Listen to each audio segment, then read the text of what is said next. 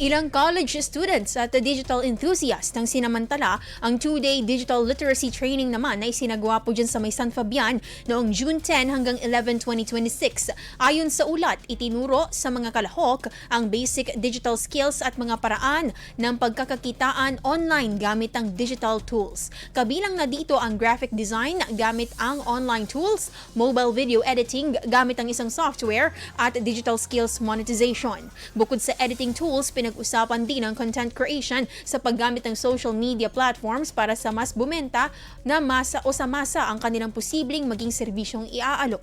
Ayon sa lokal na pamahalaan, pinagtuunan umano nila ng freelance work at iba pang online opportunities na maaaring ibahagi sa college students. Isinagawa ang aktibidad sa pangunguna ng Municipal Government of San Fabian.